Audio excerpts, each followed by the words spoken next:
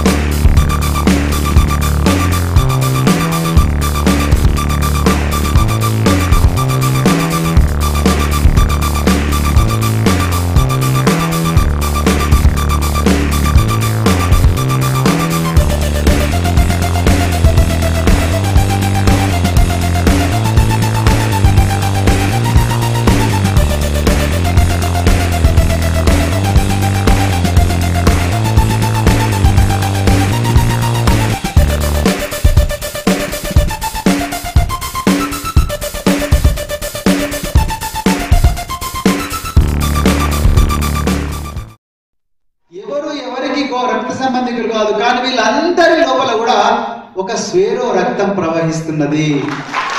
ఎందుకంటే మనం ఏదో ఒక గొప్ప విప్లవాత్మకమైన మార్పు ఈ పేద వర్గాల్లో తీసుకురావడానికి ప్రయత్నం చేస్తున్నాము.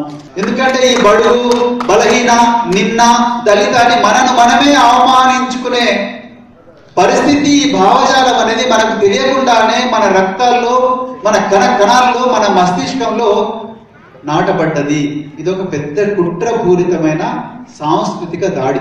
ఈ 2000 సంవత్సరాల దాడిని కేవలం ఒక 10 సంవత్సరాలనే పూర్తిగా మార్చాలని స్వేరోయిజం ప్రయత్నం చేస్తున్నది. మిత్రులారా, ఈ ఠాగూర్ ఆడిటోరియం సాక్షిగా మీ అందరికీ నేనేం చెప్తున్నానంటే, దయచేసి మన పిల్లలకు స్వేచ్ఛనివ్వండి. ఇన్ని రోజులు వాళ్ళను అణిచివేసింది చాలు. ఇప్పటి నుండైనా వాళ్ళు ఎంత మాట్లాడుతుందో ఓపికగా వినండి.